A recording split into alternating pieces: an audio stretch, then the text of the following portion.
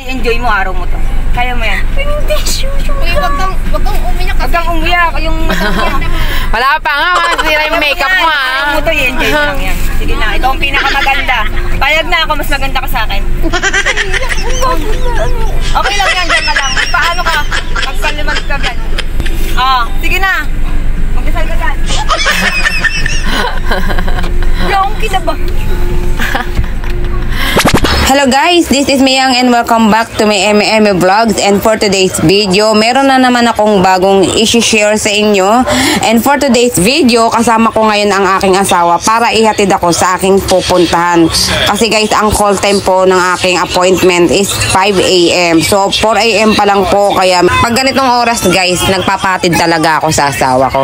So ayan guys, papunta kami ngayon ng monumento. At ang venue po ng aming make-upan is Nice Hotel. At heto na nga guys, naka-set up na ako. Nandito na ako sa Nice Hotel at naghihintay na lang ako ng oras para ayusan yung bride. And ipapakita ko na rin sa inyo ang buong area nitong room. Ayan, malawak siya guys. At dito na rin kukuhanan ng picture and videos yung bride na si Miss Veronica. Ayan guys. At ito naman si Sir Ken, ang photographer and videographer for today's video. Ayan. Sa mga naghahanap ng photographer, ayan, I recommend Sir Ken. Ayan, meron po siyang page, Ken Jo's Magic Touch. Ayan, hanapin nyo lang, i-search nyo lang po ang kanilang FB official page. At heto na nga guys, naayusan ko na po si bride at ready na po siya for photoshoot. Sayang hindi ko po siya nakuhanan ng before and after. Nakalimutan ko guys. Pero in fairness guys, ang ganda today ni bride. Sino pa bang gumawa? Ako pa ba? Hangyabang no? Iba talaga ang nagagawa ng makeup no guys. Nakakadagdag confident. At dagdagan mo pa ng mga naggagandahang supportive bridesmaids na magpapasaya sa araw ng kasal mo dahil nandyan silang lahat, present silang lahat na sumusuporta sa araw ng kasal mo. O diba? Nakakaiyak. So ayan guys, dito na magtatapos ang last photoshoot ni bride at mamaya-maya ng konti pupunta na po kami sa church. Kaya see you later guys. So ayan guys, nandito na kami sa loob ng bridal car at kasama ko si bride at si Sir Ken. Grabe guys, sobrang init ng panahon tapos kulang pa ako sa tulog. Alam nyo ba na 2 hours lang ang tulog ko. Kaya mo yan. Hindi, uy, wag kang umiyak. Wag kang umiyak. Yung Wala pa nga, masira yung makeup mo ha. Araw mo to, enjoy mo lang yan. Sige na, ito ang pinakamaganda. Payag na ako, mas maganda ka sa akin. Okay lang yan, dyan ka lang. Magpaano ka? Magkalimag ka yan. Masabi mo na. Sige na. Magkasal ka dyan. Yung kinaba. Saan yung makeup? Hindi patingin mo na. Hindi ako naiyak na bigla. So ayan guys, magsisimula na po ang wedding ceremony at naghahanda na po sila para sa paglalakad ng ating bride. So ayan guys, paparating na po ang ating bride. Ayan o, yung nakikita nyo yung kotse, white car.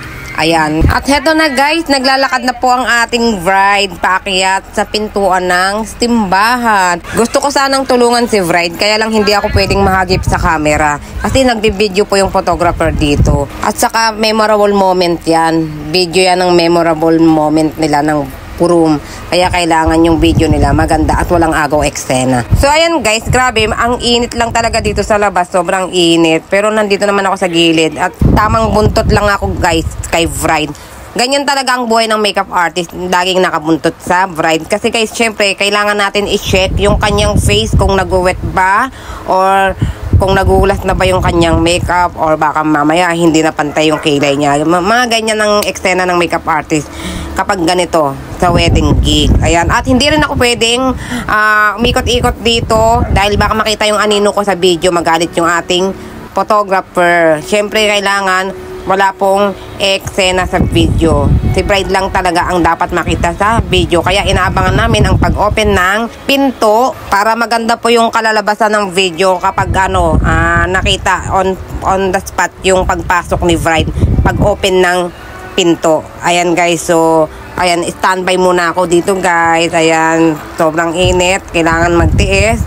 At ito na guys, so open na yung pinto. Ayan na, papasok na po ang bride natin. Ayan, grabe. Kanina pa siya naiiyak. Hindi, nasa car pa lang umiiyak na siya. Natanggal pa nga yung contact lens niya. Ayan guys, umiiyak na naman siya. Parang tears of joy ang tawag sa mga ganyan. Yung parang umiiyak sa saya. Ako hindi ko alam kung iiyak ako pag kinasal ako. Parang hindi bagay sa akin. Hindi naman ako sanay ng umiiyak eh. Mahilig lang ako maging masaya. So anyway, dito na po ang eksena ng paglalakad ni bride sa red carpet. At syempre habang naglalakad siya, umiiyak na naman siya dahil sa sobrang saya. At kasabay nito, sinalubong siya ng kanyang ina at ng kanyang kapatid. At syempre, sabay-sabay na silang maglalakad papuntang altar para ipaubayan na si bride sa kanyang mapapangasawa. At ayan na guys, finally natupad na rin ang kanilang wish na makasal sa harap ng Diyos. And after that, sila ay magiging ganap at legal na mag-asawa. So ayan, after ng wedding ceremony, dumiretso na kami sa reception. So isang jeep po kami at kasama ko yung mga bridesmaids. At ayan na nga guys, nandito na kami sa Belly's Restaurant. At tamang-tama, lahat kami ay gutom na. Sobrang init din at sobrang pagod at sobrang walang mga tulog.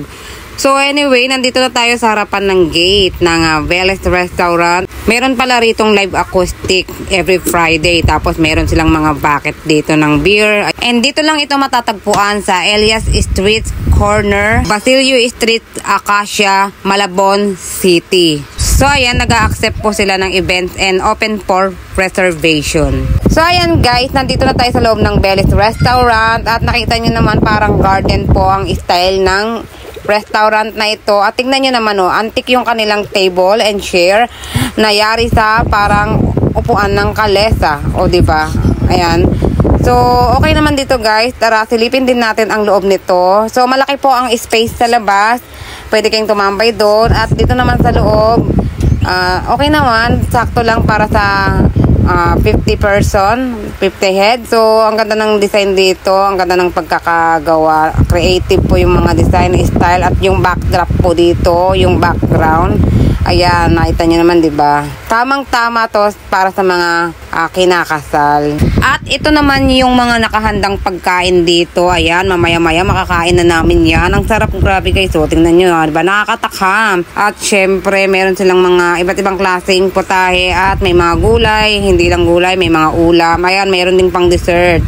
Ayan. So, hindi pa po yan lahat. May mga foods pa po na darating. Anyway, guys, si Miss Joanna po at si Sir Jose and Sir Ken na po ang gumanap bilang host dito sa kasal ni Sir John Paul at ni Miss Veronica.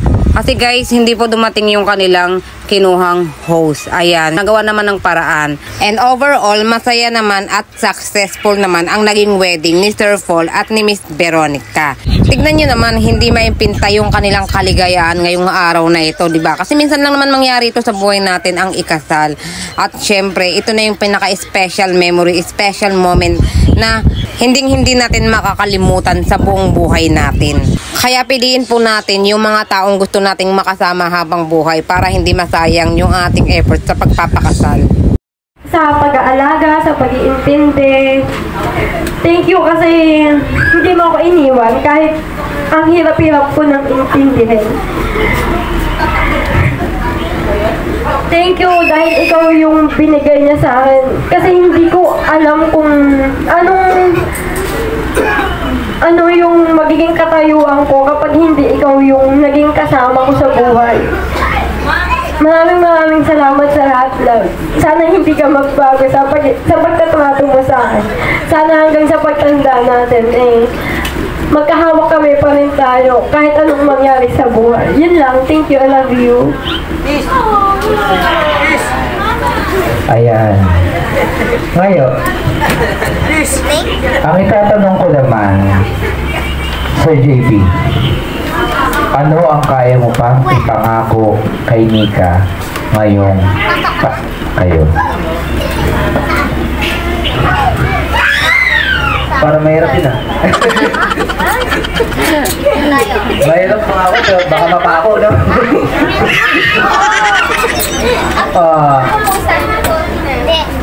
Ganito lang sasabihin ko. Kahit hindi ko sabihin sa'yo,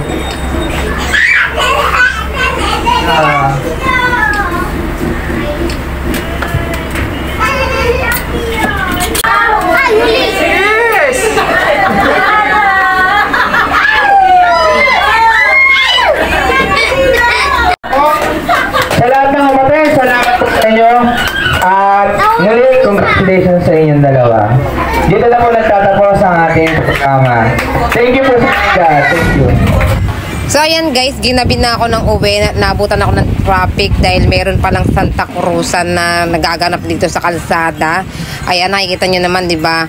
So ayan guys, sa mga hindi pa nagsasubscribe sa aking channel, mag-subscribe lang kayo and don't forget to click the bell button para lagi po kayong updated sa aking video na ina-upload, and follow na rin kayo sa aking FB official account. So ayan lang guys, bye!